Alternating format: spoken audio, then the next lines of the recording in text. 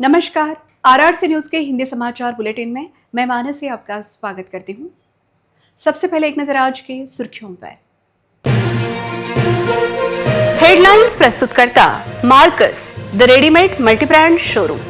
सर्वोत्तम quality, fresh stock, latest designs, reasonable rate. LRT college road, Raghuvanshi मंगल कार्यालय के बाजू में, अकोला। 10 फरवरी मंगलवार से कक्षा 12वीं की परीक्षा आरंभ। जिले के 87 परीक्षा केंद्रों पर 26,887 छात्र देंगे परीक्षा। अब सरकारी अस्पतालों में नहीं होगा मुफ्त में उपचार। मार्च महीने से सरकारी अस्पतालों की सभी सेवाओं के लिए अब मरीजों को देने होंगे पैसे। महापालिका की स्थायी समिति पर होगा भाजपा का वर्चस्व। स्थायी समिति में भाजपा के होंगे 9 सदस्य।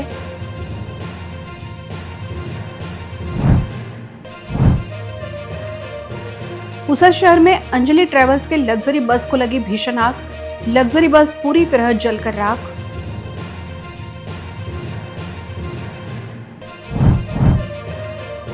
श्रावगी टावर परिसर में भगवान बालाजी का प्रकटोत्सव उत्साह से संपन्न। विविध धार्मिक कार्यक्रमों के साथ महाप्रसाद के जरिए कार्यक्रम का समापन। अब समाचार विस्तार से। राज्य भर में कक्षा 12वीं की बोर्ड परीक्षाएं 10 फरवरी मंगलवार से आरंभ होने जा रही हैं। अकोला जिले के 26,887 छात्र 12वीं बोर्ड की परीक्षा देंगे। शिक्षा विभाग द्वारा बोर्ड परीक्षाओं के सफल संचालन के लिए सभी आवश्यक व्यवस्थाएं पूर्ण कर ली गई हैं। जिले के 87 परीक्षा केंद्रों पर निगरानी, समयबद्ध संचालन और अनुशासन को लेकर आवश्यक दिशा निर्देश जारी किए गए हैं। जिले के 22 संवेदनशील परीक्षा केंद्रों पर प्रशासन की कड़ी नजर रहेगी। विद्यालयों और कनिष्ठ महाविद्यालयों में शैक्षणिक गतिविधियां तेज हो गई हैं। विशेष मार्गदर्शन के साथ ही विद्यार्थियों को आत्मविश्वास बनाए रखने के लिए प्रेरित किया जा रहा है। छात्रों को शांत और संयमित रहकर प्रश्न पत्र पढ़ने, समय का सही प्रबंधन करने तथा पहले आसान प्रश्न हल करने की सलाह दी जा रही है। उत्तर पुस्तिका को साफ और स्पष्ट अक्षरों में लिखने पर भी जोर दिया जा रहा है। अभिभावकों से अपील की जा रही है कि वे अब बच्चों पर अनावश्यक दबाव न डालें और उन्हें मानसिक रूप से सहयोग दें। अति संवेदनशील परीक्षा केंद्रों पर 22 बैठे पथक स्थापना किए गए हैं। परीक्षा को कॉपी मुक्त करने के लिए शिक्षण विभाग की 5 टीमें तथा जिलाधिकारी व जिला परिषद के मुख्य कार्यकारी अधिकारी की 2 टीम गठित की गई हैं। अकोला जिले में कल से शुरू होने वाली 12वीं की परीक्षा को कॉपी मुक्त करने के लिए सभी परीक्षा केंद्रों पर CCTV लगाना अनिवार्य किया गया है। परीक्षा केंद्रों से 100 मीटर की दूरी पर सभी जेरोक्स की दुकान बंद रखने के निर्देश दिए गए। जहां 12वीं की परीक्षा चल रही है उस जगह पर धारा 144 जिलाधिकारी ने लागू की है। सभी 12वीं के छात्रों को आरआरसी न्यूज की ओर से परीक्षा के लिए शुभकामनाएं। राज्य की आम जनता के लिए यह खबर बेहद चौंकाने वाली है, क्योंकि मार्च महीने से सरकारी अस्पतालों में मिलने वाली सभी सेवाओं के लिए अब नागरिकों को पैसे देने होंगे। पहले ही महंगाई की मार झेल रही जनता को सरकार ने यह जोर का झटका धीरे से दिया है। जहां लोग पहले से ही महंगाई से परेशान हैं, वही अब एक खबर आम आदमी के लिए चिंता बढ़ाने वाली है। राज्य सरकार ने उद्धव ठाकरे की महाविकास आघाड़ी सरकार के मुफ्त इलाज देने के फैसले को रद्द कर दिया है। राज्य में देवेंद्र फडणवीस की महायुति सरकार ने सरकारी अस्पतालों में उपचार के लिए आने वाले मरीजों से शुल्क लेने का फैसला किया है। सार्वजनिक स्वास्थ्य विभाग ने 16 जनवरी को एक संशोधित नागरिक अधिकार पत्र अर्थात सिटीजन चार्टर जारी किया था। इसमें मरीजों के पंजीकरण से लेकर सर्जरी तक के लिए शुल्क भुगतान करना पड़ेगा। अब तक सभी सरकारी अस्पतालों में OPD से लेकर IPD व विभिन्न जांचें मुफ्त में की जाती थी, लेकिन अब नए नियम के अनुसार सभी के लिए शुल्क निर्धारित किए गए हैं। निजी अस्पतालों के महंगे खर्चे से बचने के लिए आर्थिक रूप से कमजोर वर्ग के लोग सरकारी अस्पतालों का रुख करते हैं। स्वास्थ्य विभाग के इस निर्णय के बाद शहर को ग्रामीण के आर्थिक रूप से कमजोर वर्ग पर इसका असर पड़ेगा। इस नई नियमावली में स्पष्ट किया गया है कि कोई भी उपचार अब पूरी तरह मुफ्त नहीं होगा। हर सुविधा के लिए सरकार द्वारा तय की गई रेट लिस्ट के अनुसार मरीजों को भुगतान करना पड़ेगा। यह नया नियम मार्च महीने से लागू होगा। लागू होने वाले शुल्क अब इस तरह है। OPD रजिस्ट्रेशन 7 दिनों के लिए 6 रुपए, IPD हर बार के लिए 10 रुपए, रक्त जांच हर बार 15 रुपए, एक्सरे के लिए हर बार 30 रुपए, अल्ट्रासोनोग्राफी एक बार करने के लिए 50 रुपए, सिर का सिटी स्कैन एक बार करने के लिए 300 रुपए, छाती, पेट, रीढ़ की हड्डी का सिटी स्कैन करने के लिए एक बार के लिए 400 रुपए तथा एमआरआई एक बार करने के लिए अब मरीजों को 1600 रुपए खर्च करने होंगे। सरकार के इस निर्णय को लेकर अभी से नागरिकों में तीव्र नाराजगी व्यक्त हो रही है। इस सप्ताह में महापौर तथा उपमहापौर के चयन के बाद स्थायी समिति सहित अन्य समितियों पर सदस्यों की नियुक्ति की जाएगी। किन नए चेहरों को इस बार मौका मिलता है, जिसे लेकर उत्सुकता दिखाई दे रही है। इस बार स्थायी समिति में भाजपा का वर्चस्व दिखाई देगा। अकोला महापालिका में महापौर उपमहापौर का चयन होने के बाद अब महापालिका का सत्ता केंद्र माने जाने वाले विधिक विषय समितियों के सभापति चयन को लेकर सत्ताधारी पार्षदों का ध्यान लगा हुआ है। इस सप्ताह में विषय समिति तथा स्थायी समिति सभापति का विशेषतः स्थायी समिति सभापति के लिए अभी से इच्छुक पार्षद फील्डिंग लगा रहे हैं। पक्ष अंतर्गत चर्चा के बाद संभाव्य सभापतियों के नाम निश्चित होने की जानकारी सूत्रों से मिल रही है। वहीं स्वीकृत सदस्यों के चयन को लेकर भी महापौर गुट नेताओं के साथ बैठक करेंगे। महासभा के बाद गुट नेताओं की ओर से पार्षदों की सूची प्रस्तुत की जाएगी। इसके बाद अंतिम घोषणा महापौर के द्वारा की जाएगी। स्थायी समिति सहित अन्य समितियों पर किसका चयन होता है और किस नए चेहरे को मौका मिलता है, जिसे लेकर सभी पार्षदों में उत्सुकता दिखाई दे रही है। स्थायी समिति पर इस बार भी संख्या बल को देखते हुए भाजपा का वर्चस्व रहेगा। भाजपा के 9 पार्षद स्थायी समिति के सदस्य होंगे, जबकि दूसरे नंबर पर कांग्रेस के सदस्य होंगे। स्थायी समिति तथा अन्य समितियों के सभापतियों के चयन को लेकर सभी नए पार्षदों की निगाहें टिकी हैं। यवतमाल जिले के पुसद शहर के इटावा वार्ड परिसर में रविवार की आधी रात यहां एक घटना हुई। पुसद पुणे मार्ग पर चलने वाली अंजलि ट्रैवल्स बस में अचानक भीषण आग लग गई। रात करीब 12:30 बजे लगी आग ने कुछ ही पलों में भयंकर रूप ले लिया, जिसमें यह बस पूरी तरह जलकर राख हो गई। इस आग में ट्रैवल्स बस का अंदर का हिस्सा पूरी तरह जलकर राख हो गया। खुशकिस्मती से इस घटना में कोई जीवित हानि नहीं हुई, इसलिए एक बड़ा हादसा टल गया। घटना की जानकारी मिलते ही पुसद नगर परिषद की दमकल विभाग की टीम तुरंत मौके पर पहुंची और उन्होंने आग पर काबू पा लिया। हालांकि तब तक ट्रैवल्स बस का काफी नुकसान हो चुका था। जानकारी के अनुसार यह लग्जरी बस छत्रपति संभाजीनगर के जावेद शेख निसार शेख की है।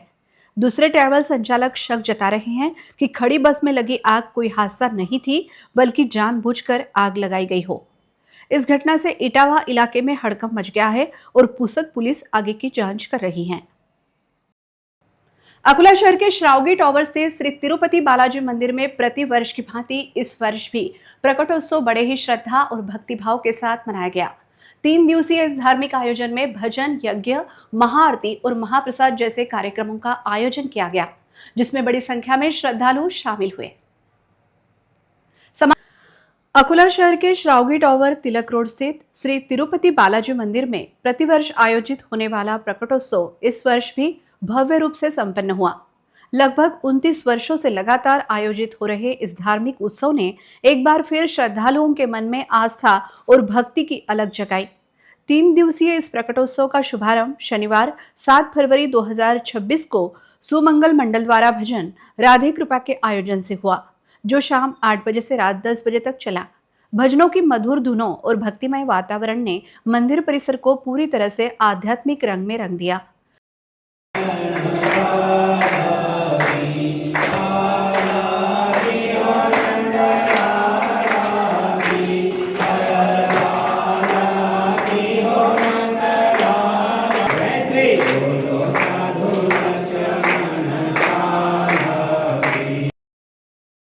रविवार 8 फरवरी को सुबह 11 बजे से यज्ञ आहुति का आयोजन किया गया, जिसमें श्रद्धालुओं ने परिवार की सुख समृद्धि और शहर की खुशहाली के लिए आहुतियां अर्पित की। इसके पश्चात संध्या 7 बजे महाआरती का आयोजन हुआ और शाम 7:15 में 56 भोग सजावट एवं दर्शन का भव्य कार्यक्रम आयोजित किया गया, जहां भक्तों ने श्री बालाजी के अलौकिक श्रृंगार के दर्शन कर पुण्य लाभ अर्जित किया। सोमवार 9 फरवरी को प्रातः 11 बजे यज्ञ पूर्णाहुति के साथ धार्मिक अनुष्ठानों का समापन हुआ। इसके बाद दोपहर 12 बजे से 3 बजे तक आयोजित भव्य महाप्रसाद वितरण में श्रावगी टावर क्षेत्र में विशाल महाप्रसाद का आयोजन किया गया, जिसका लाभ सैकड़ों श्रद्धालुओं ने लिया। श्री तिरुपति बालाजी मंदिर परिसर को प्रकटोत्सव के अवसर पर रंग बिरंगे ताजे फूलों की मनमोहक सजावट से सजाया गया था, जिसने पूरे परिसर को भक्तिमय और दिव्य आभा से भर दिया। फूलों की आकर्षक सजावट के साथ साथ मंदिर परिसर में की गई भव्य रोशनी ने रात के समय श्रद्धालुओं को आध्यात्मिक वातावरण का अनोखा अनुभव कराया।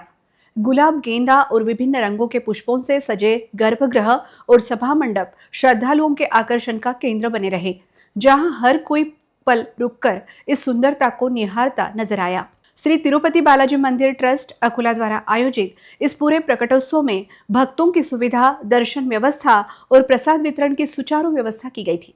श्रद्धालुओं का कहना है कि हर वर्ष होने वाला यह प्रकटोत्सव न केवल धार्मिक आस्था को मजबूत करता है, बल्कि समाज में सेवा, समर्पण और एकता का संदेश भी देता है। पूरे आयोजन के दौरान मंदिर परिसर में भक्तिभाव, अनुशासन और सेवा का अद्भुत संगम देखने को मिला, जिससे यह प्रकटोत्सव एक बार फिर शहर के धार्मिक आयोजनों में एक यादगार अध्याय बन गया।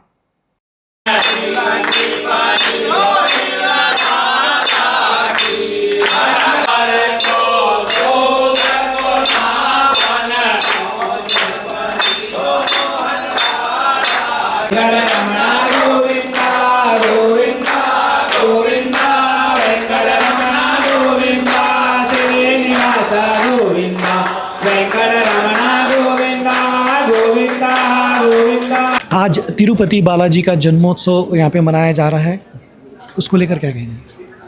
मैं अकोला वासियों को बड़ा कृतज्ञ हूँ कि यह मंदिर 29 साल से हम भक्तों के द्वारा चल रहा है और श्री का आशीर्वाद हमें सबको मिल रहा है। आज 29वें वर्षगांठ के ऊपर में प्रकटोत्सव हम मना रहे हैं। इसी में सब भक्तों को भगवान का आशीर्वाद मिले और मैं सभी से प्रार्थना करता हूँ कि महाप्रसाद लेके जावे, कोई भी महाप्रसाद ले बगैर न जावे, ऐसी मेरी सभी से प्रार्थना है और मैं अकोला वासियों का कृतज्ञ हूँ। जय श्री बालाजी। सोमवार शाम करीब 4 बजे हरिहरपेट परिसर स्थित पांडव आर्ट शॉप में आग लग गई। आग में दुकान की मशीनरी, कंप्यूटर और दूसरा सामान जलकर खाक हो गया। आग लगने के समय दुकान बंद थी। हरिहरपेट परिसर के मुख्य रोड पर स्थित पांडव आर्ट शॉप से दोपहर के समय धुआं निकलता देखा गया, लेकिन तब तक आग ने दुकान के अंदर के हिस्से को अपनी चपेट में ले लिया। जब आग लगी तब दुकान बंद थी, जिससे काफी नुकसान हुआ। आग तब लगी जब दुकान मालिक खाना खाने के लिए घर गया था। जानकारी मिलने पर वह दुकान पर लौट आया तो उसने देखा कि दुकान का कीमती सामान आग में जलकर खाक हो गया है। प्रशांत पांडव ने कहा कि यहाँ प्लास्टिक शीट और कागज पर आर्ट का काम होता है। मेन रोड पर दुकान में आग लगने पर यहाँ भीड़ उमड़ गई थी। आग लगने के कारणों की जांच की जा रही है।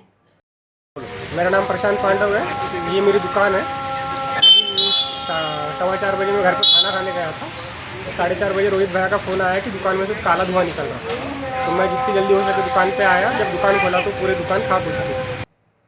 खामगांव नगर पालिका के अतिक्रमण हटाओ विभाग ने 8 फरवरी को शहर के साप्ताहिक बाजार से अतिक्रमण हटाया। बिना किसी सूचना के अचानक हुई इस कार्रवाई से संबंधित व्यापारियों में तीव्र नाराजगी व्यक्त हो रही है। पिछले कुछ दिनों से खामगांव शहर में अतिक्रमण हटाने का अभियान बंद था, लेकिन एक बार फिर नगर पालिका प्रशासन सक्रिय हुआ। शहर के साप्ताहिक बाजार में अतिक्रमण के खिलाफ कार्रवाई करते हुए 4 दुकानों का अतिक्रमण हटाया गया। इस कार्रवाई के दौरान जेसीबी का उपयोग अतिक्रमण हटाने के लिए किया गया। अतिक्रमण हटाने की कार्रवाई शुरू होते ही दूसरे अतिक्रमणकारियों ने खुद ही अपनी दुकानें हटाना शुरू किया था। अतिक्रमण हटाओ विभाग ने संबंधित पूरा परिसर खाली करा लिया है और प्रशासन ने कहा है कि आगे भी ऐसी कार्रवाई जारी रहेगी। नगर पालिका से मिली जानकारी के अनुसार साप्ताहिक बाजार में प्रस्तावित व्यापारी मार्केट की जगह पर यह अतिक्रमण किया गया था। इस कार्रवाई के बाद जल्द ही इस जगह पर व्यापारी मार्केट का निर्माण किया जाएगा। अकोला जिले में जंगली जानवरों का उत्पात बढ़ता जा रहा है। ग्रामीण इलाकों में ये जंगली जानवर किसानों की खड़ी फसलें बर्बाद कर रहे हैं, जिससे किसानों का बड़ा आर्थिक नुकसान हो रहा है। यह देखते हुए किसानों को आर्थिक मुआवजा देने की मांग हो रही है। ऐसा ही एक मामला बालापुर तहसील के कड़ोशी गांव के खेतों में सामने आया है। कड़ोशी गांव के छोटे किसान विठल तेजराव वडटकर ने 3 महीने पहले 1 एकड़ खेत में गेहूं की फसल बोई थी। बीती रात विठल तेजराव वडटकर के खेत में लगी पूरी गेहूं की फसल नीलगाय के झुंड ने पूरी तरह से बर्बाद कर दी। जिससे वडटकर को 70 से 80 हजार रुपए का नुकसान हुआ है। इससे पहले भी नीलगाय के झुंड ने कड़ोशी गांव के खेतों में किसानों को काफी नुकसान पहुंचाया है। किसानों ने इस बारे में पहले भी वन विभाग और कृषि विभाग से शिकायत की थी, लेकिन अभी तक कोई ठोस कार्रवाई नहीं हुई है। इसलिए किसान कड़ी नाराजगी जता रहे हैं। विठल तेजराव वडटकर ने आज अपने खेतों में गेहूं की फसल को हुए नुकसान के बारे में वन विभाग और कृषि विभाग में शिकायत दर्ज कराई है और खेत में हुए नुकसान के लिए तुरंत मुआवजे की मांग की है। विठ्ठल वडतकर बोलतो पडोशी. माझं 1 एकर क्षेत्रफळ गहू. आज त्याला 3 महिने झाले होते. 3 महिने गहू आमच्या उंबीवर आला होता. एका रात्री रोयानं पूर्ण चेक केलेला आहे. त्याच्यावर दक्षता घ्यावं या वन विभाग अधिकाऱ्यांनी. नेहमी आहे, हमेशा रात्रीवर डुकरं आहेत, हरणं आहेत, खूप त्रास आहे. काय मागणी आहे तुमची? आमची काही बुवा आम्हाला सहकार्य करावं त्याच्यात. एक तर मग हे द्यावं त्यांनी काहीतरी संरक्षणसारखं काही शेत कंपाऊंड द्यावा किंवा त्याचे ते पकडून न्यायचे ते हे करायला पाहिजे अधिकारी वगैरे पाठवून. अकोला जिले के किसानों ने रब्बी सीजन में बड़ी मात्रा में चने की फसल बोई थी, लेकिन अब आर्थिक संकट में किसान घिर गए हैं। पिछले कुछ दिनों में चने की फसल पर अनजान बीमारी फैलने से किसानों के खेतों में चने की फसल पीली पड़ रही है। यह देखते हुए चने की फसल की पैदावार में 40 से 50% की कमी की संभावना से इनकार नहीं किया जा सकता है। खरीफ सीजन में सोयाबीन, कपास और अरहर की फसलों से किसानों को ज्यादा पैसे का फायदा नहीं हुआ था, इसलिए किसानों ने रब्बी सीजन में चने की फसल बोई थी। लेकिन चने की फसल में अब अनजान बीमारी का प्रकोप सबसे ज्यादा बालापुर तालुका में दिख रहा है। किसानों को उम्मीद थी कि खरीफ सीजन में हुए नुकसान की भरपाई रब्बी सीजन में हो जाएगी, लेकिन अनजान बीमारी फैलने से किसान हताश हो गए हैं। कृषि विभाग के साथ साथ डॉक्टर पंजाबराव देशमुख कृषि विद्यापीठ के विशेषज्ञों को किसानों को यह बताने की जरूरत है कि चने को प्रभावित करने वाली अज्ञात बीमारी से फसल को कैसे बचाया जाए।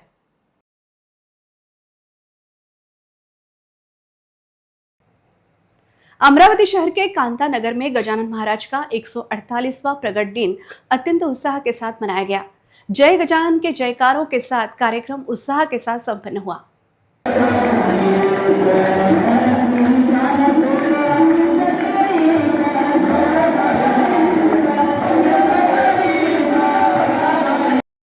अमरावती शहर के कांतानगर में स्थित श्री गजानन महाराज मंदिर में गजानन महाराज का प्रगट दिवस श्रद्धा और उत्साह के साथ मनाया गया। श्री के प्रगट दिन पर सुबह से ही मंदिर में भक्तों की भारी भीड़ देखी गई। महाराज की मूर्ति की पूजा, अभिषेक, आरती और भजन कीर्तन के कार्यक्रम आयोजित किए गए। कार्यक्रम के दौरान भक्तों ने बड़ी श्रद्धा से दर्शन किए। पूरे मंदिर परिसर में धार्मिक माहौल बन गया था। कुछ जगहों पर महाप्रसाद का भी आयोजन किया गया था, जिसका सैकड़ों भक्तों ने लाभ उठाया। शेगांव के संत श्री गजानन महाराज महाराष्ट्र में लाखों भक्तों के आराध्य देवत है और उनका प्रगट दिवस हर साल बड़ी श्रद्धा के साथ मनाया जाता है। इस दिन भक्त सेवा, दान और सामूहिक धार्मिक गतिविधियों के माध्यम से अपनी आस्था व्यक्त करते हैं। इस उत्सव के कारण कांतानगर इलाके में भक्तिमय माहौल बन गया था। उपस्थित सभी नागरिकों ने भी कार्यक्रम का स्वागत किया। जय गजानन श्री गजानन के जयकारों के साथ कार्यक्रम उत्साह के साथ संपन्न हुआ।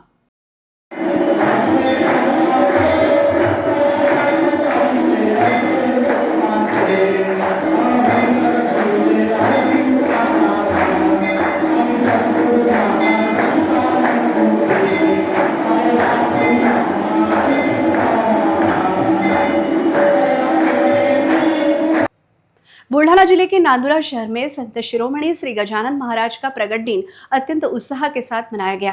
पूरे शहर में प्रगट दिन के उपलक्ष्य में जगह जगह महाप्रसाद का वितरण किया गया।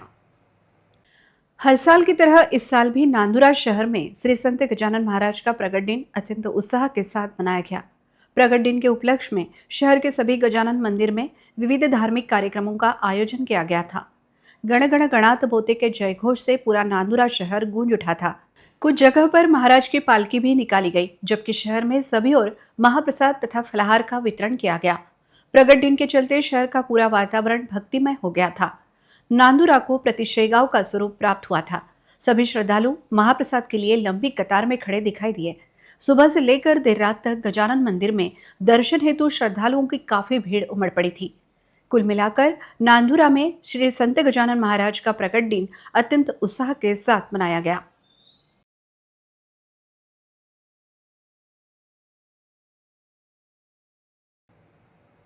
अंत में एक नजर आज की सुर्खियों पर।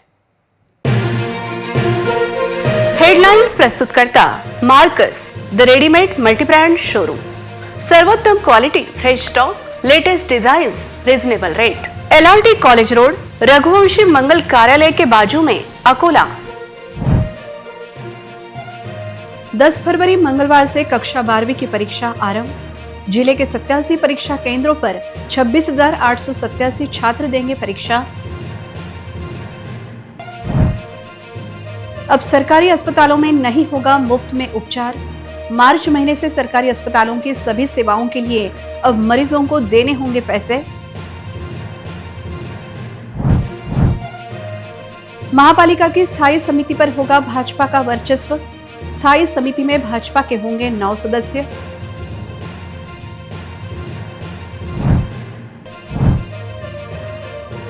पूसा शहर में अंजलि ट्रेवल्स के लग्जरी बस को लगी भीषण आग। लग्जरी बस पूरी तरह जलकर राख।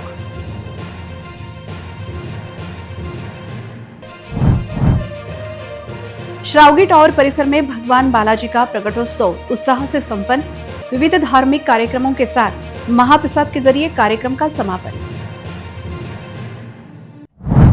समाचार के लिए देखते रहिए RRC न्यूज। जिन दर्शकों ने अभी तक RRC का YouTube चैनल सब्सक्राइब नहीं किया, उन्होंने वह सब्सक्राइब करना चाहिए। फिर मिलते हैं शहर की ताजा जानकारी और महत्वपूर्ण घटनाओं के साथ। नमस्कार।